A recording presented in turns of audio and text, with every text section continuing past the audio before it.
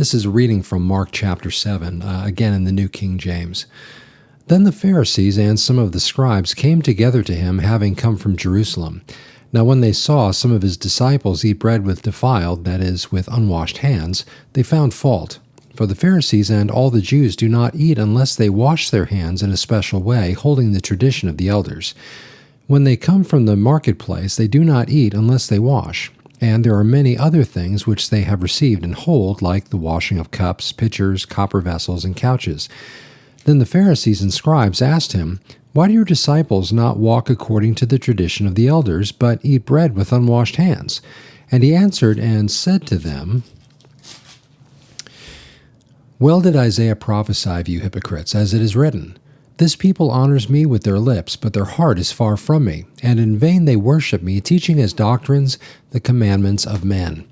For laying aside the commandment of God, you hold the tradition of men, the washing of pitchers and cups and many other such things you do. He said to them, All too well you reject the commandment of God that you may keep your tradition.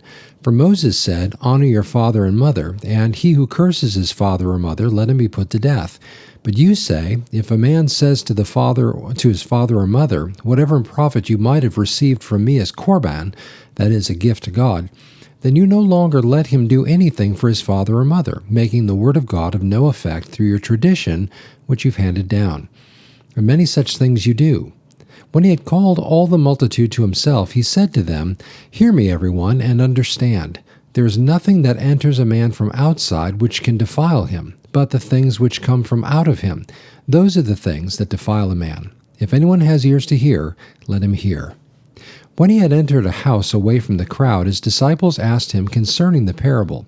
So he said to them, Are you thus without understanding also? Do you not perceive that whatever enters a man from outside cannot defile him? Because it does not enter his heart, but his stomach, and is eliminated, thus purifying all foods. And he said, What comes out of a man? That defiles a man. For from within, out of the heart of men, proceed evil thoughts, adulteries, fornications, murders, thefts, covetousness, wickedness, deceit, lewdness, an evil eye, blasphemy, pride, foolishness. All these evil things come from within and defile a man. From there he arose and went to the region of Tyre and Sidon, and he entered a house and wanted no one to know it, but he could not be hidden. For a woman whose young daughter had an unclean spirit heard about him, and she came and fell at his feet. The woman was a Greek, a Syrophoenician by birth, and she kept asking him to cast the demon out of her daughter. But Jesus said to her, Let the children be filled first, for it is not good to take children's bread and throw it to the little dogs. And she answered and said to him, Yes, Lord, yet even the little dogs under the table eat from the children's crumbs. And he said to her, For this saying, go your way, the demon has gone out of your daughter. And when she had come to her house, she found the demon gone out and her daughter lying in the bed. Again, departing from the region of Tyre and Sidon, he came through the midst of the region of Decapolis to the Sea of Galilee. Then they brought to him one who was deaf and had an impediment in his speech, and they begged him to put his hand on him. And he took him aside from the multitude, and put his fingers in his ears, and he spat and touched his tongue. Then, looking up to heaven, he sighed, and said to him, Ephrathah, that is, be opened. Immediately his ears were opened, and the impediment of his tongue was loosed, and he spoke plainly.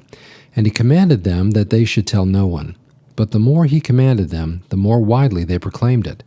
And they were astonished beyond measure, saying, He has done all things well. He makes both the deaf to hear and the mute to speak.